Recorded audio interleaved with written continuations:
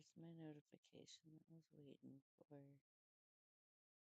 All right. First things first. This stream is for entertainment and educational purposes only. Some of the stories are disturbing. Viewer discretion is advised. Hey there, how are you doing? My name is Angel, and I like all things that are mysterious, right? So, what's mysterious today? Why so many of us are terrified of clowns. Tonight, we're diving into the world of killer clowns, creepy clown sightings, and why those painted smiles make our skin crawl. Welcome to Friday Night Frights.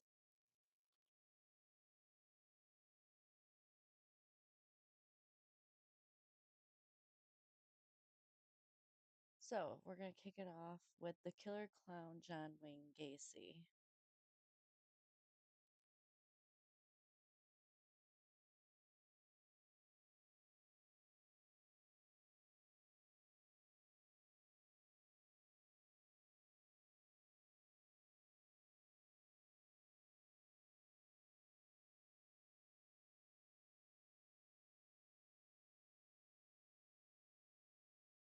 All right.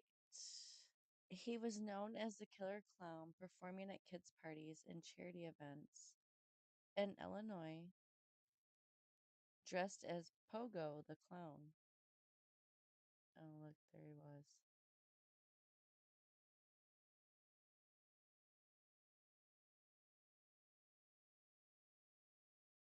Behind that face paint, he was hiding a nightmare. Gacy murdered at least 33 young men in the 1970s, many of them buried in the crawl space under his home. Once that came out, the public's view of the clowns was shattered. They weren't funny anymore. They were terrifying. Do you think clowns were always scary, or did Gacy ruin it for everyone? No, he didn't. I was scared of clowns, but it was not because of him. I've talked about my reasons of being scared of clowns. Anyways, let's look a little more deeper into him. So it looks like he was born March 17th, 1942, and he died May 10th, 1994.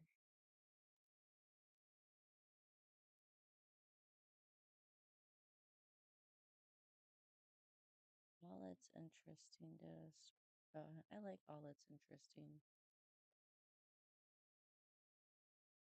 One of the one of the worst serial killers in American history. John Wayne Gacy performed as Pogo the Clown by day and murdered young men and boys by night. And this wasn't too far away from me either. Killer clown John Wayne Gacy murdered at least young men and boys. I think I forgot to add a number there.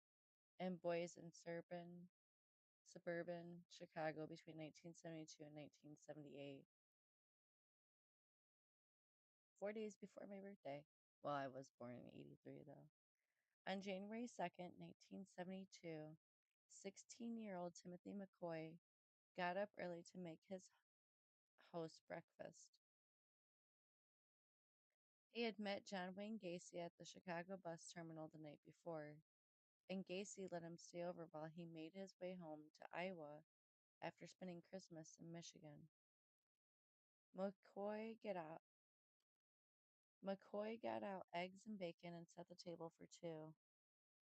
Then he walked up the stairs to wake Gacy, not realizing he hadn't put down the knife he'd been using.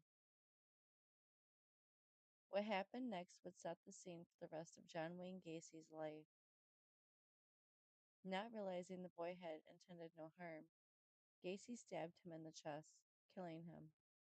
He then buried his body in the crawl space beneath his home and covered the grave with concrete. Killing McCoy reportedly gave Gacy a mind-numbing orgasm. The murder had allegedly been a mistake, but it instilled in Gacy the ultimate thrill that he would crave for the rest of his life. This disgusting. John Wayne Gacy, America's infamous killer clown who hid in plain sight.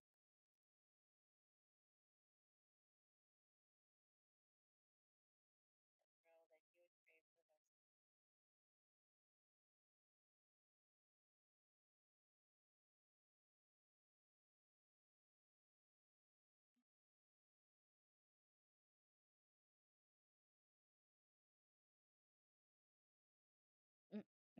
John Wayne Gacy, America's infamous killer clown who hid in plain sight.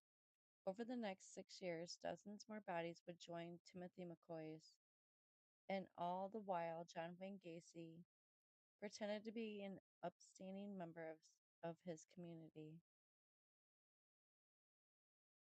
He performed at parties and hospitals as Pogo the Clown, but his penchant for murder was no joke. By the time he was caught, Gacy the Killer Clown had amassed at least 33 victims.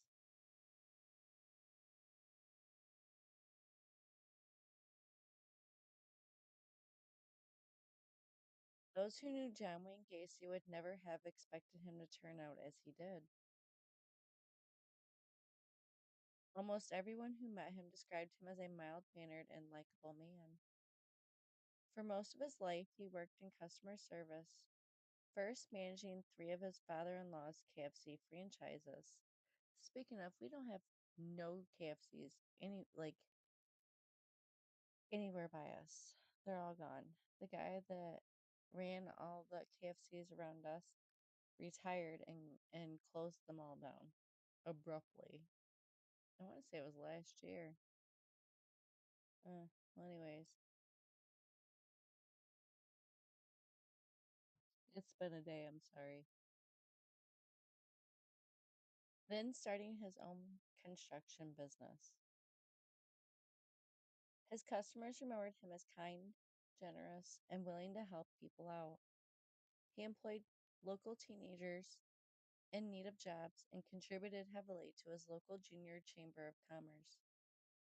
He even took time out of his weekends to dress up as Pogo the Clown for kids' birthday parties. However, as authorities would learn, something seriously disturbing had been inside him all along. Gacy's torturous early life creates lasting mental scars. He almost looks like the governor of Illinois right now. I'm just saying. John Wayne Gacy, the killer clown, was a closeted gay man who was unhappily married twice. I'll never make that make sense. John Wayne Gacy was born in Chicago on March 17th, 1942. His father had always despised him, called him a sissy, and abused him from age 4. He often berated the boy and whipped him with a belt. When Gacy was 7 years old and a family friend molested him, he didn't tell anyone for fear of being beaten.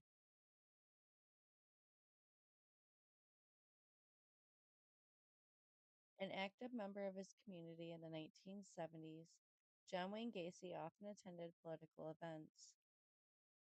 He's pictured here with First Lady Rosalind Carter just a few months before police discovered he'd murdered 33 people. Early on, Gacy realized that he was gay, but during the 1950s, homosexuality was still taboo, so he pretended to be straight his entire life. Gacy had a congenital heart condition that limited his physical activity and plagued him with lifelong obesity. He spent much of his youth in the hospital. When he was 11, doctors discovered that he had a blood clot in his brain. They were able to treat it, but even that didn't spare Gacy from his father's wrath.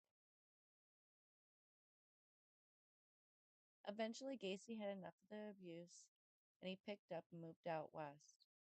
While working as a mortuary assistant in Las Vegas, Gacy slept on a cot behind the embalming room. One night, after observing the morticians embalming dead bodies, he crawled into a coffin with one. He laid in the coffin for a time, embracing and caressing the body, a teenage boy. The event shocked him so much that he returned home and enrolled in business school. After just a few months in Vegas, he never told anyone about his night with the body in the morgue.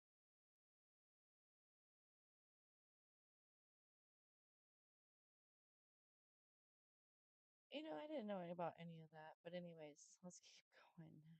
The killer clown tries to lead a normal life.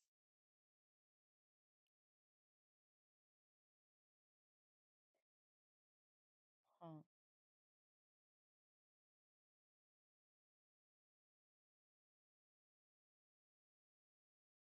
A tiki bar in Gacy's living room where he regularly hosted neighborhood parties. After graduating from Northwestern Business College, John Wayne Gacy met Marilyn Myers, a co-worker at a shoe company in Springfield, Illinois.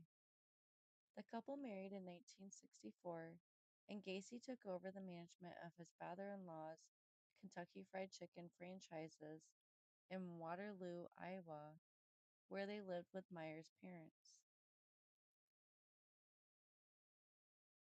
Hmm. He and Myers even had two children, Christine and Michael, and what was seemingly a perfect life. But in the meantime, Gacy tried to covertly satisfy his depravity. He joined the Waterloo Jaycees, a group of businessmen who participated in wife swapping, prostitution, pornography, and drug abuse. He even opened a club in his own basement, targeted at teenagers where they could drink and play pool without getting in trouble. He often would build up trust with his victims so they wouldn't need to be on guard, Detective Sergeant Jason Moran of the Cook County Sheriff's Office said years later. He was their employer, their friend. He may have been someone who provided them with alcohol and drugs and maybe a place to sleep at night. That's an easy way to kill someone. Then Gacy began to force some of these young men, including those he employed at KFC, to perform sexual acts with him. This would be his first major mistake. In 1968, John Wayne Gacy was arrested on charges of sexual coercion in the workplace. It started in August 1967 when Gacy hired a 15-year-old Donald Voorhees, the son of a fellow member of the Jaycees, to do some housework for him. Gacy lured him into his basement, plied him with alcohol, and forced him to perform oral sex. Voorhees kept quiet about the incident until March 1968, when he told his father and spurred a criminal investigation into Gacy that destroyed the facade of a normal life he'd crafted. A few months later, he paid a KFC employee $300 to beat up Voorhees, hoping to scare him from testifying in court. But Voorhees escaped and reported the attempted beating, and the case against Gacy only escalated. In December 1967, John Wayne Gacy pled guilty to oral sodomy. At that time, sexual relations between two people of the same sex was illegal in Iowa. He was sentenced to 10 years in prison and was promptly served divorce papers from his wife, whom he would never see again. But less than 2 years after his sentencing, John Wayne Gacy was granted parole for being a model prisoner. During the short time he was incarcerated, Gacy managed to secure a raise for prison mess hall workers, increased membership of the prison Jaycees by 600, worked to improve conditions for prisoners, and oversaw the installation of a miniature golf course in the recreation yard. He also pretended he was straight and that he hated queers in order to protect himself from the wrath of his fellow inmates. He was given 12 months probation under the conditions that he moved back to Chicago to live with his mother and maintained a 10 p.m. curfew. He agreed and declared, "I'll never go back to jail." Gacy began appearing as Pogo the Clown. Oh, there's a video. How long is the video? Probably long. Inside Edition. We're not going to watch. I feel like it'd be super long. In this 1991 news clip, one of John Wayne Gacy's victims recounts how he narrowly escaped the killer clown. Okay, I'm intrigued. Oh, it's only 7. I think that he is proud of what he has done. I think he's proud of the title that he's got of the largest mass murder in the history of the United States. It's sick, but I think that he's proud of it. I think he took out his sexual fantasies on these boys. He accomplished his goal, and then he murdered them. I castrate him for what he did to me and the others. These people are talking about John Wayne Gacy. On the surface, the divorced stepfather of two seemed a solid citizen. He owned a successful construction business that he ran from his home in Cook County, Illinois, a suburb of Chicago. He was active enough in politics to have had his picture taken with then First Lady Rosalind Carter. But the man who entertained neighborhood children would soon become known as the Killer Clown, a sexual psychopath who lured dozens of young male victims to his house before assaulting and then murdering them. Even with Gacy's handwritten map, it took the police weeks to recover all the bodies he had buried in the crawl space under his house. Gacy had been killing and burying his victims for at least 4 years. 11 of his victims have still not been identified. In 1981, the courthouse here in Cook County, Illinois, was the site of John Wayne Gacy's trial for mass murder. He was convicted and sentenced to death for torturing and then killing 33 young men and boys. 10 years later, he's still alive.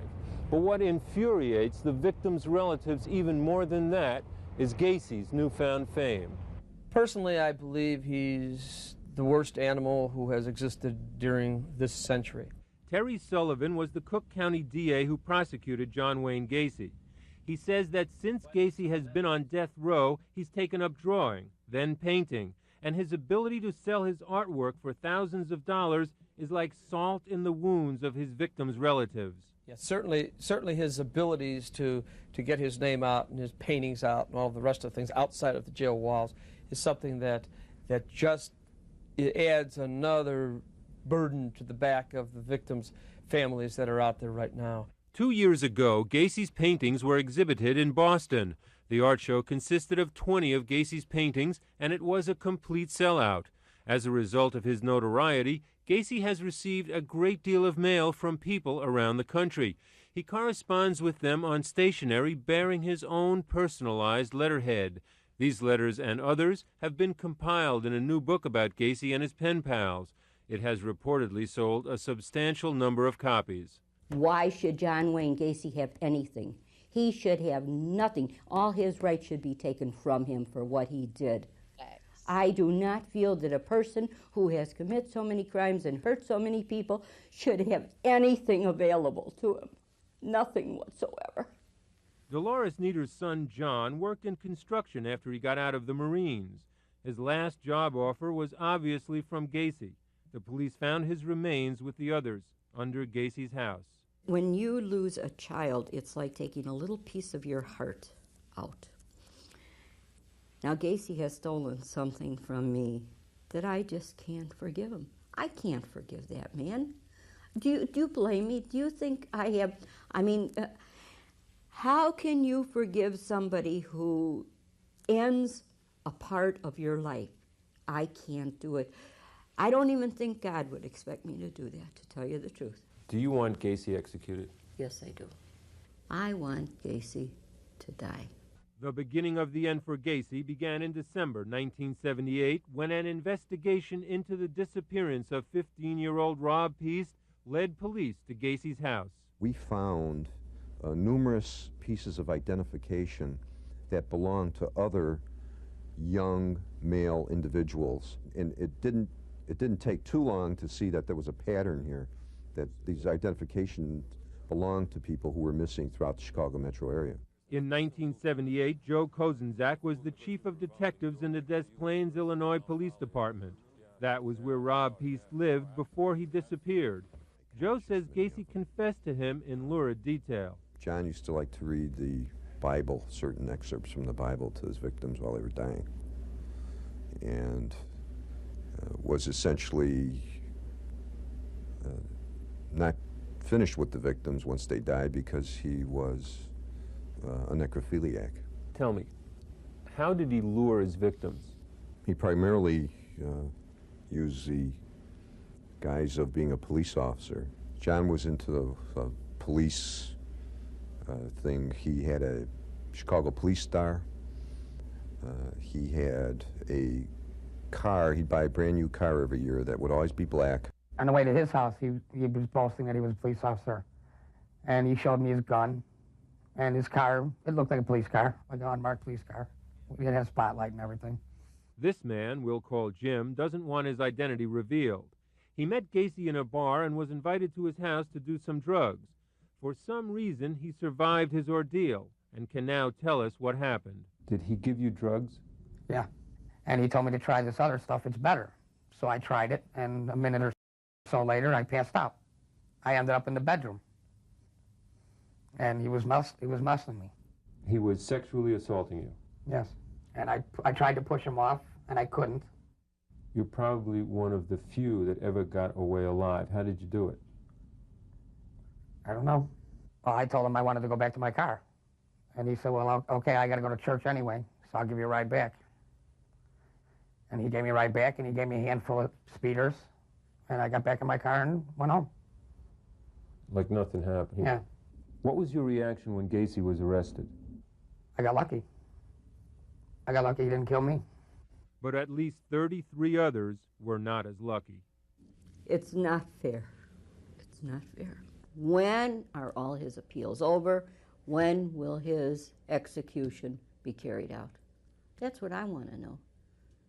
Is it going to be in my lifetime or isn't it? And nobody could give me an answer.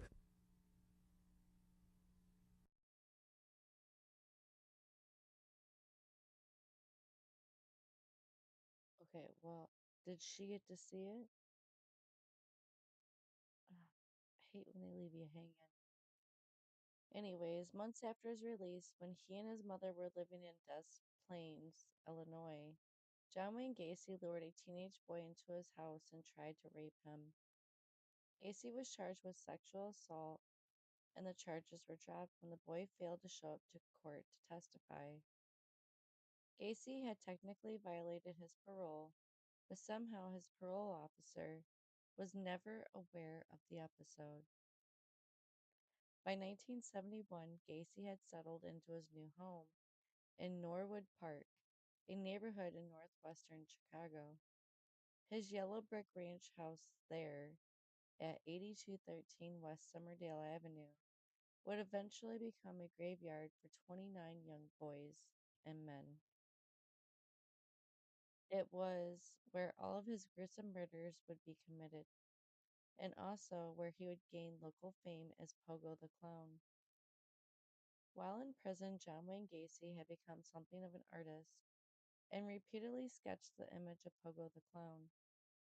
After his release, he joined the local Jolly Joker Club, a clown club that would perform at birthday parties and hospitals. Absolutely not. That is a thing? I hope that's not still a thing. I'm absolutely terrified of clowns. Has nothing to do with him, though. He taught himself how to apply clown makeup and turned himself. That's why it looks so bad. Oh, God. Anyways, and turned himself into Pogo the Clown as he had imagined himself in his drawings and paintings. He performed as Pogo the Clown at all sorts of local parties, including Democratic Party functions and charitable events. Residents at Norwood Park also remember him showing up to his favorite bar, the Good Luck Lounge, dressed as Pogo the Clown. The public would feel much more comfortable if Gacy was this type of creepy, sequestered ghoul that was unkempt and heinous, Moran said. But instead, he dressed as a clown and bounced kids on his knee. He would knock at your door and say, "Vote for my candidate."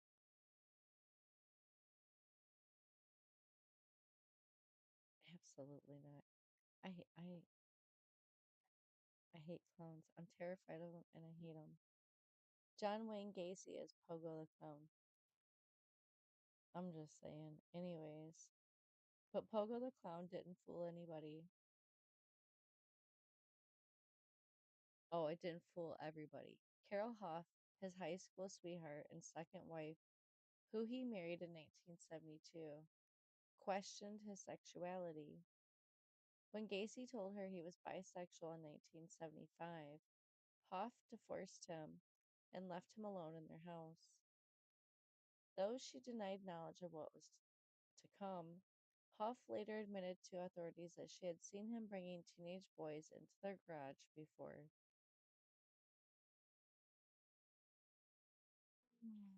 John Wayne Gacy's brutal murders and his infamous House of Horrors.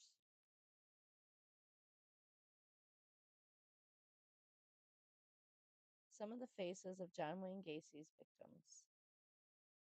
But I don't think all of them have still been identified. Anyways, the same year Gacy married Hoff, he committed his first murder, that of Timothy McCoy. He stashed the body under his crawl space. Gacy reportedly managed to kill a second victim while still married to his wife in 1974.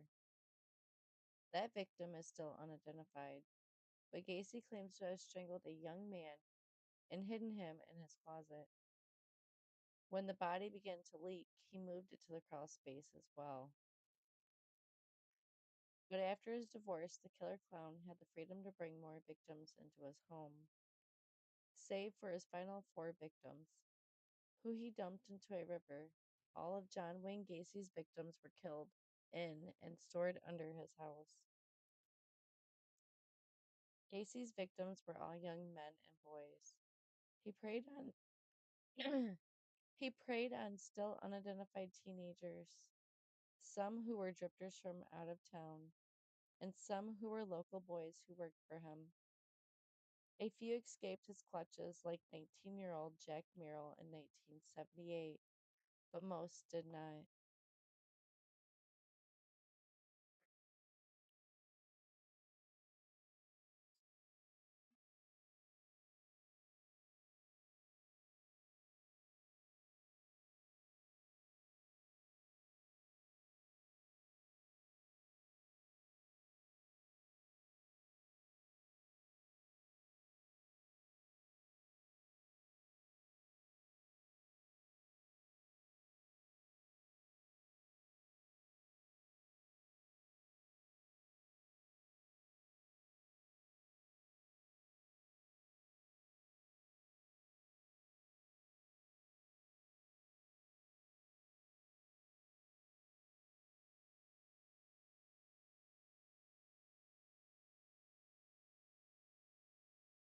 He lured some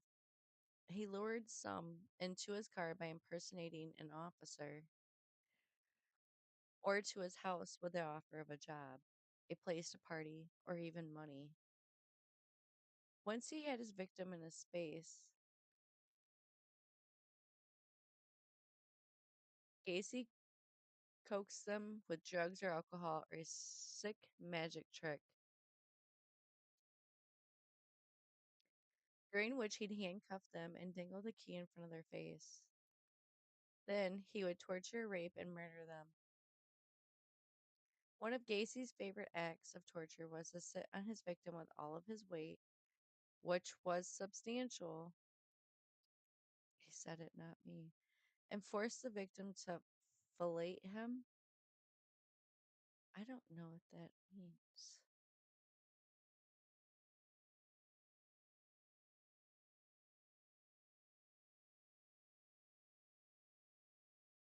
There's nobody here to ask. Well, I'll find out on my own.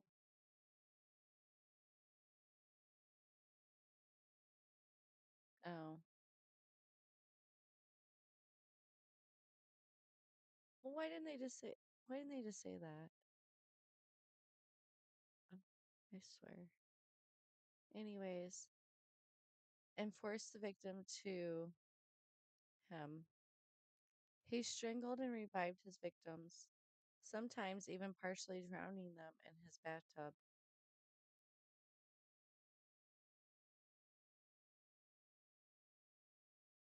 Police continued the search around John Wayne Gacy's house, where the badly decomposed bodies were discovered in the crawl space. Gacy would then have the gall to participate in the search parties for some of these boys, as he was friendly with their parents and was considered an upstanding member of the community. He had set himself up to kill unfettered and unsuspected, but his 33rd murder wouldn't go quite as planned. Police investigation leads to Gacy's capture, and his crimes come to light.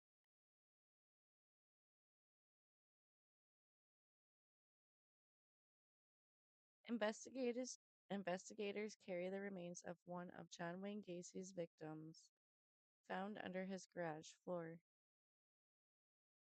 At about 9 p.m. on December 11th, 1978, Elizabeth Peace drove to pick up her son, a high school sophomore, an honor roll student named Robert, from his job at a pharmacy in Des Plaines. Robert Peace went outside and told her to wait a few minutes. He wanted to talk to a customer about a summer contracting job that would pay him twice what he was currently making. That was the last time Elizabeth saw her son. Before midnight, she went to the police station to file a missing persons report. Police figured out that man who Robert Peace was talking to was John Wayne Gacy, whose company, PDM Contractors, had recently remodeled Peace Pharmacy. They called they called him into the station for questioning, and Gacy obliged. Still wearing pants, muddied from taking Peace body and dumping it into the Des Plaines River. Within hours, authorities searched John Wayne Gacy's home. They didn't find any bodies, but they did find evidence that Peace had been there, a receipt that belonged to a friend of his. For the next couple weeks, the authorities surveilled Gacy's home while digging up more information about his past. They soon discovered his former charges and arrests for sexual violence against young men. It wasn't until December 22nd, 1978, almost exactly 10 years after his first sodomy conviction, that Gacy, the killer clown, confessed to murdering dozens of young men and boys following mounting pressure from authorities. Investigators swarmed his house and uncovered 29 bodies in the crawl space. Many had decomposed beyond recognition, and dental experts were brought in to identify John Wayne Gacy's victims by their teeth. John Wayne Gacy's trial unfolds and his victims receive justice. Nobody feels sorry for him. The killer clown covers his face on his way to the courtroom in 1978. This was shortly after police discovered John Wayne Gacy's victims stashed under his crawl space. 3 years later, the killer clown used an insanity plea during his trial, hoping for a not guilty verdict. A year before his February 1980 trial, Gacy spent hours working with psychiatrists to convince them that he had multiple personality disorder. One of the personalities he stated to have was called Bad Jack, a sadistic alter ego that detested homosexuality and craved violence. For the remainder of the trial, the jury had to hear arguments from the defense, and prosecution teams regarding Gacy's mental state and decide whether he was insane at the time of the murders. However, the jury didn't buy it, me either, especially after hearing victims' testimony. Jeffrey Rignall, who was just 26 when Gacy abducted, raped, and drugged him on March 21st, 1978, recalled in extreme detail the level of depravity he endured under Gacy. Ultimately, Gacy was sentenced to death after a jury deliberation period of only 2 hours. Only then did Gacy drop the friendly facade he had maintained for all those years. He didn't seem to have any remorse for his victims. He looked at his victims like he was taking out the trash. He had no feelings about them, said Gacy's lawyer, Sam Amaranti. He could talk about a child who's dying of cancer and cry like a baby about this child he didn't even know or never met and feel authenticity, all on authentic, authentically sad. I can't read. You guys know about this child. Then he'd talk about another child that he'd murdered and have no feelings whatsoever. The imprisonment, execution, and lasting legacy of John Wayne Gacy and his House of Horrors. Oh, I can't wait to talk about his execution. John Wayne Gacy would spend 14 years in prison awaiting his execution. Like his previous stint in prison, Gacy was a model prisoner who spent most of his time creating art, including renderings similar to his Pogo the Clown persona, and reading. Despite denying that he committed many of the murders, Gacy gave regular interviews and answered questions about his crimes. Life behind bars was uneventful for Gacy. Besides a stint in the hospital after Henry Brisbane, a fellow death row inmate and the I-57 killer, stabbed him in the arm with a wire. However, the time soon came for Gacy to be put to death. He insisted that his death sentence was unwarranted, telling the New Yorker in 1994, "But what is to be gained by killing me except revenge?" Nevertheless, the sentence stayed in place.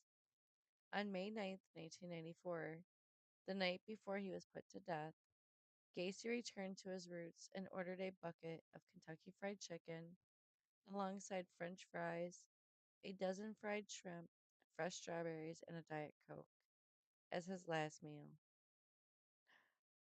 I was just watching the last episode of Last Meal, the Good Mythical Morning Last Meal with Josh. He had Jacksepticeye on there.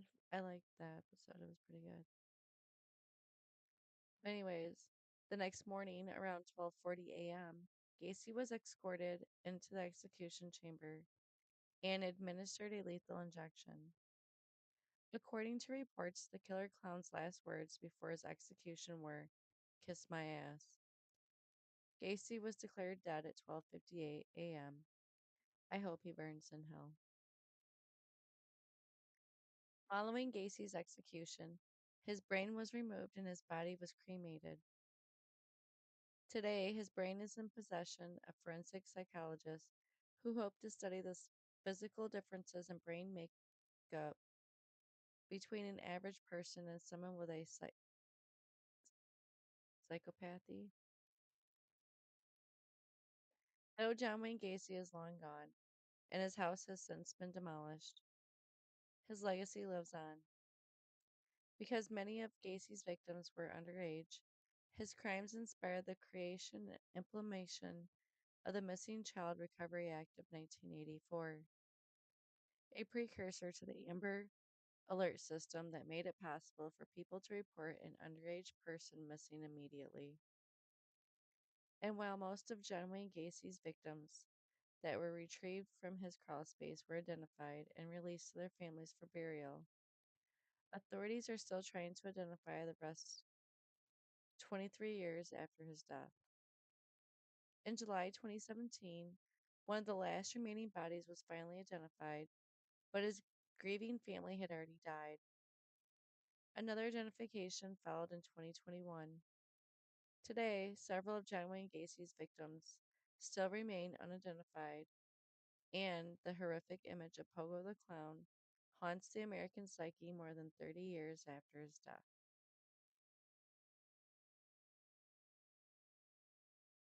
Hmm, that was actually really good. See, I really like that website.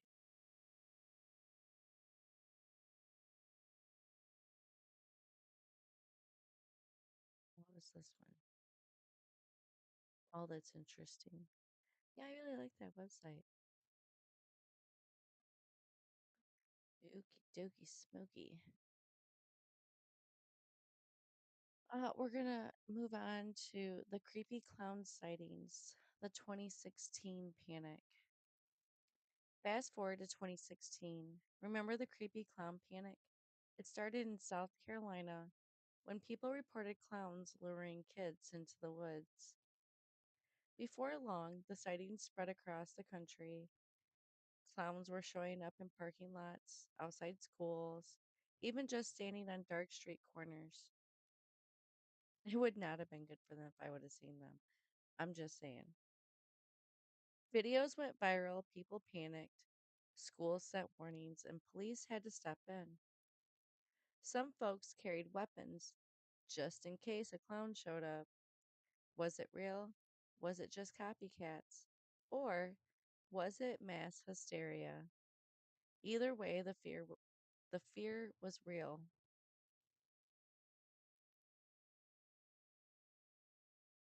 Did you see or hear about clowns in 2016?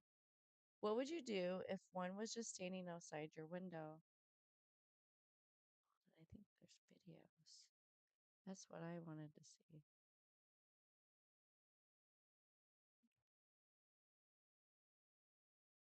Let's go back.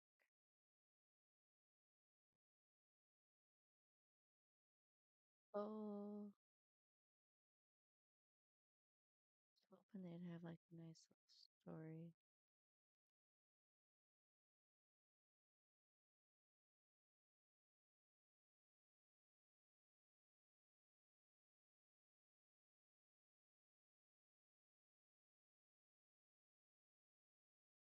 Okay, we're gonna go with CNN. I don't usually, I wouldn't pick them, but the ones I like weren't available. These guys are probably gonna try to make me pay for this shit too. Watch. Creepy clown craze sweeps the globe. Yeah, I've seen this video. This video right here. Oh, see?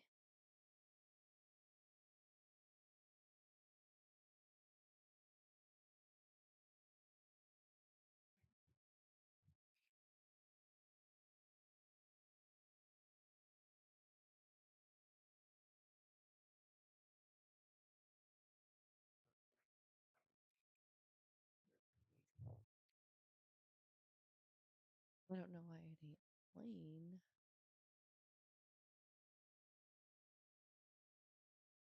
Okay, well, anyways. Well, I don't know what the error code is. The sinister clown scare is spreading worldwide. The bizarre craze seemed to be confined to the US, where sightings of so called creepy clowns emerged in the late summer. But it now looks like the fancy dress frenzy has spread across the seas. It may seem a funny prank to scare unsuspecting victims ahead of Halloween. Police in the UK are warning against participating in the hoax. Authorities across the country have responded to an increasing number of incidents involving people in clown outfits. Dressing up as a clown to scare people may seem like a joke, but it is no laughing matter. Facts. I'm going to say that right now. The fear of such incidents is deeply upsetting children in Cumbria and causing them a great deal of distress. It also caused me a great deal of distress as well, which is why I put a whole bunch of weapons in my car: baseball bats, knives, the car is a weapon too, because if a clown would have come running at me with a machete like I seen in that video, I would have ran him over. I'm not playing. Don't play. Plus, I have a dash cam. Just remember. And I share videos. On Sunday, Cumbria police said it received 9 clown related reports, including one who was holding a knife and another a stick. Tammy's Valley police said it responded to 14 incidents in 24 hours over the weekend. And police in Durham, in the northeast of England, are investigating after a man dressed as a clown and wielding a knife is alleged to have followed 4 children to school on Friday morning. I would have ran him over. If I would have seen a clown following kids, I'm running that damn clown over. I'm not playing. This is not a joke. They got to. I know this was in 2016. I know it's been almost 10 years. It doesn't matter. History has a way of repeating itself. I swear. This takes one idiot to start something back up again. Anyways, the children arrived at school understandably upset and distressed by this incident, and we are currently trying to locate this man. You gotta be kidding me. We believe this to be part of a much larger prank which is currently sweeping across the US and parts of the UK. It is very alarming he was carrying a knife. However, we do not know. Oh, we do not think he intended to harm the children, and as far as we are aware, this is part of the prank. Authorities are urging people to forego the mischievous fun as the reports are taking vital resources away from other crime investigations. While we do not want to be accused of stopping people enjoying themselves, we would also ask those same people to think of the impact of their behavior on others and themselves. Their behavior is causing multiple reports to our call takers and is tying up police resources, which could impact on calls to other incidents. And it's not just pranksters in the UK who are clowning around. Authorities in Australia and Canada have also issued clown related cautions in the last several days. So it literally did go around the. Victoria Police in Australia told CNN that they are aware of copycat incidents and warned that any intimidating and threatening as well as antisocial behaviors will not be tolerated. They urge those in their community to contact their local station if concerned. According to Google Trends, interest in clown trends to spike each year ahead of Halloween on October 31st, but a wave of creepy clowns spotted around the US has brought with it a frenzy of panic. Reports of clowns around the neighborhood first emerged in South Carolina towards the end of August, but has since filled up countless social feeds as imitators don their own masks. As a result, a number of people in the US have been arrested. Schools have released letters warning parents, and the subject even cropped up at White House briefing last week. Press Secretary Josh Earnest said, I don't know what the president has been briefed on this particular situation. Of course. CNN, I should have chose something else. Oh, everything explained today. I should have that one. Well, anyways, moving on.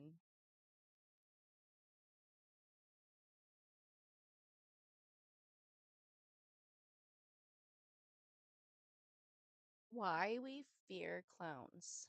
The psychology. Now let's talk about the science of fear. The fear of clowns even has a name. Colorophobia. Why does it happen? Psychologists say it's the uncanny valley effect. The makeup exaggerates features, big fake smiles, painted eyes, red noses, and it hides their real emotions. You can't read what's behind the mask. And when someone hides their real face, our brains go on high alert. Add in unpredictable behavior, slapstick comedy, sudden loud noises, and clowns becoming more unsettling than funny. That's what I'm saying. Let's see what the images look like. Yeah. Him. Wow. Oh, here's another one.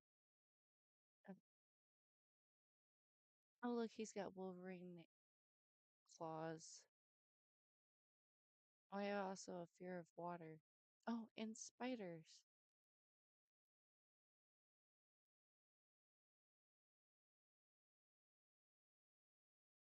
And my daughter has a fear of elevators.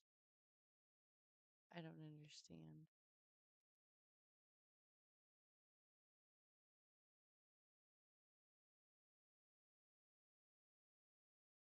Well, this guy. Yeah, that clown. He really scared me. I don't remember what movie he was in. But that one got me. Oh, and Terrifier. I don't know. The original It, I think, is more scary than the new one. This one. I'm just saying. My own opinion. Okay, moving on. Clowns and pulp culture. Of course, Hollywood makes things even worse. Stephen King gave us Pennywise in It, a demon clown that feeds on fear. That character alone traumatized an entire generation. Then you have the Joker, chaos, crime, and madness, all dressed as a clown. And for cult horror fans, killer clowns from outer space. Ridiculous, but still terrifying.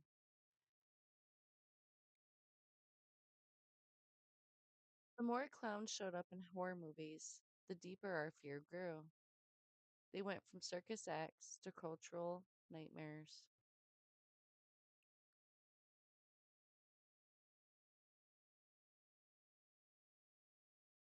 Oh, see now these ones. That's so funny.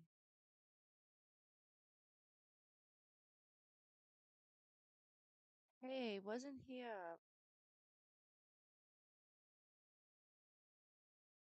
Oh, like Krusty. I know Krusty.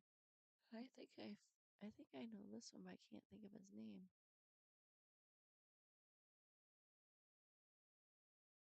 Hmm. Well, anyways,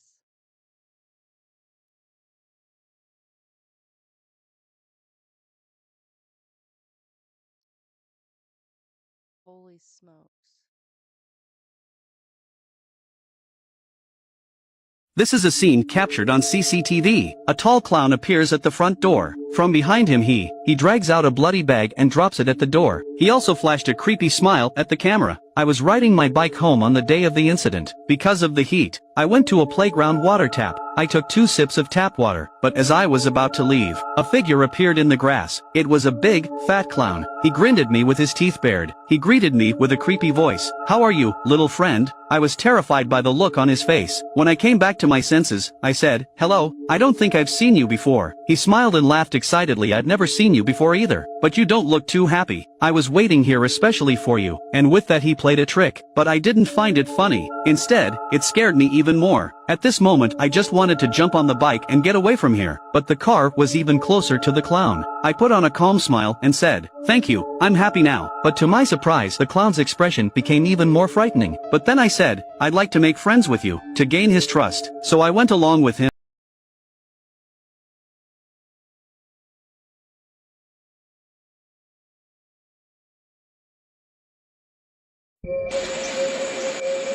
Kenzie? What the heck? Kenzie, what are you doing? What the heck? Kenzie?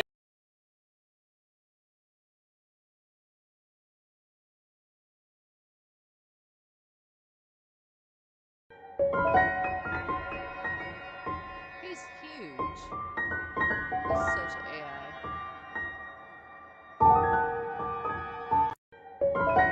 Look at it. It's huge. And then he like becomes the right size. Why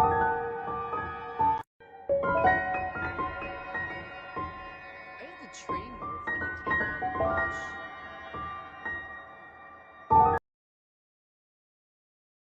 Creepy clown sightings are happening across the country, and it's no laughing matter. There are concerns that the trend will grow as Halloween approaches. It's a trend spooking the nation, creepy clown sightings. Now they're threatening school districts. Police and Homeland Security are investigating scary Instagram posts in Philadelphia. The posts from over the weekend all use the word clown. Some even talk about blowing up schools. And social media threats from anonymous clown accounts kept elementary children inside during recess. In Kentucky, this young man was arrested for trying to scare people in a ditch. Police have arrested at least 12 people across the United States for participating in menacing stunts.